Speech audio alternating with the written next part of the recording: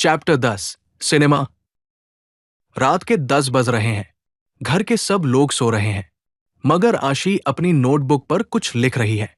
तभी मम्मी आशी के कमरे में आती है। मम्मी। आशी बेटा, क्या कर रही हो? तुम सोई नहीं अभी तक? आशी। मम्मी, कल मेरे स्कूल में भाषण प्रतियोगिता है। मैं उसी की तैयारी कर रही हूँ। मम्मी। अरे, कल प्रतियोगिता है और अभी तक तैयारी नहीं हुई? लाओ, मुझे दिखाओ क्या लिखा है। आशी। अभी तो कुछ भी नहीं लिखा है मम्मी। क्या? ऐसा नहीं हो सकता कि आप मुझे भाषण लिखकर दे दो और मैं कल प्रतियोगिता में वह भाषण सुना दूंगी। मम्मी। आशी, भाषण तो तुम्हें खुद ही लिखना पड़ेगा। हाँ, इसके लिए तुम्हें जो जानकारी चाहिए वो जुटाने में मैं तुम्हारी मदद जरूर कर सकती हूँ। आशी। आप बहुत अच्छी हो, मम्मी। मम्मी। अब ज्यादा मक्खन मत लगाओ, मुझे भाषण का विषय बताओ। आशी। अरे हाँ, मेरी प्रतियोगिता का विषय है भारतीय सिनेमा। मम्मी। अरे वाह, ये तो बड़ा रोचक विषय है। आशी। हाँ मम्मी, विषय तो रोचक है, लेकिन मुझे यह समझ नहीं आ रहा है कि इस विषय पर भाषण की शुरुआत कैसे की जाए। मम्मी। देखो, सिनेमा का शाब्दिक अर्थ है चलचित्र। यह एक दृश्य श्रव्य कला है, यानी हम इसे देख और सुनकर इसका आनंद ले सकते हैं। चलचित्र के माध्यम से हम छवियों का उपयोग करके किसी भी कहानी को लोगों तक पहुंचा सकते हैं। आशी। सिनेमा यानी कि फिल्में ही ना मम्मी? मम्मी।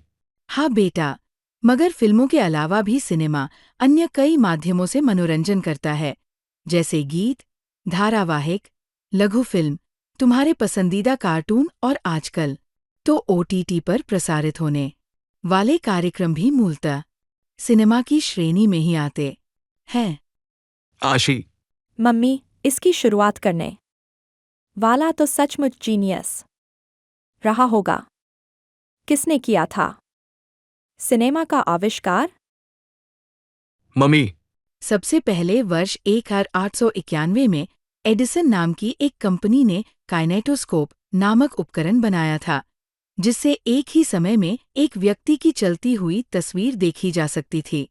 इसके बाद 1885 में लुमियर ब्रदर्स ने एक उपकरण बनाया जिसमें एक कैमरा, एक प्रोजेक्टर और एक फिल्म प्रिंटर तीनों एक साथ थे। इसे सिनेमेटोग्राफ कहा जाता था। भारत में सिनेमा की शुरुआत दादा साहब फाल्के ने 1913 में की थी। भारत में सिनेमा की स्थापना करने के लिए उन्होंने बड़े पापड़ बेले। उन्होंने जो पहली फिल्म बनाई उसका नाम था राजा हरिश्चंद्र। तुम्हें पता है, उस समय फिल्मों में आवाज नहीं होती थी, केवल दृश्य हुआ करते थे। और तो और, सामाजिक रूप से भी उस समय फिल्म बनाना बड़ा टेढ़ी खीर था। उस समय फिल्मों में काम करना अच्छा नहीं माना जाता था, इसलिए महिलाएं फिल्मों में काम नहीं करती थीं और नारी पात्रों की भूमिका भी पुरुषों को ही निभानी पड़ती थी। आशी। सच मम्मी? मम्मी। और क्या, बाद में वर्ष 1931 में अर्देशिर ईरानी ने पहली बोलती फिल्म अर्थात ऐसी फिल्म बनाई जिसमें आवाज भी थी। इस पहली बोलती फिल्म का नाम था आलमारा। इसके बाद तो मानो सिनेमा जगत के पंख लग गए। बहुत तेजी से सिनेमा के क्षेत्र में विकास होने लगा। अब तो भारत में अनेक भाषाओं में फिल्में बनती है। आशी। हाँ मम्मी, मैंने कहीं पढ़ा था कि भारत में 20 से भी अधिक भाषाओं में फिल्में बनती हैं। मम्मी।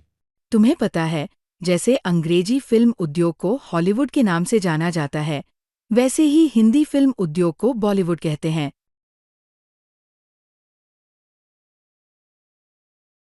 आशी। जो लोग फिल्मों में आ जाते हैं वो तो सारी दुनिया में फेमस हो जाते हैं ना?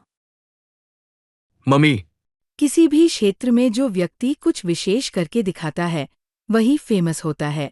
सिनेमा जगत में भी विशेष प्रतिभाओं को राष्ट्रीय अंतर्राष्ट्रीय पुरस्कार मिलते हैं।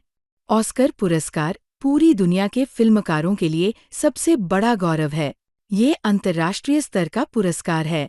हमारे देश में भी सरकारी तथा गैर सरकारी स्तर पर अनेक फिल्म पुरस्कारों की परंपरा है। आशी, हमारे देश की कुछ अच्छी फिल्मों के नाम बोलने हों तो मैं किन फिल्मों के नाम लूं, मम्मी? मम्मी, भाई मुझे तो मुगले आजम, मदर इंडिया, उपकार, शोले और लगान सबसे ज्यादा पसंद आती है। इसके अलावा चुपके चुपके और अंगूर जैसी हास्य फिल्मों के नाम भी ले देना। बाकी जो फिल्में तुम्हें अच्छी लगती हों वो बोल देना। आशी, पर मम्मी, भाषण में तो सिनेमा से होने वाले फायदे नुकसान के विषय में भी बताना होगा ना? मम्मी, बेटा, सिनेमा ज्ञानवर्धन और मनोरंजन का एक सशक्त माध्यम है। पौराणिक कथाओं से लेकर ऐतिहासिक घटनाओं और साहित्य को भी सिनेमा के माध्यम से आसानी से अधिक लोगों तक पहुंचाया जा सकता है। आशी, और सिनेमा से नुकसान क्या क्या है? मम्मी, नुकसान भी है बेटा। अगर आपको फिल्मों की लत लग जाए तो आप सारा समय टेलीविजन के सामने बैठकर नष्ट कर देते हैं। जिस तरह तुम कार्टून देखना शुरू करती हो तो फिर वहां से हटने का तुम्हारा मन ही। आशी, ठीक है मम्मी।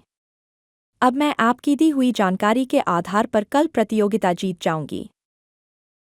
मम्मी, जीत तो तब जाओगी जब समय पर सोकर सुबह समय पर उठोगी।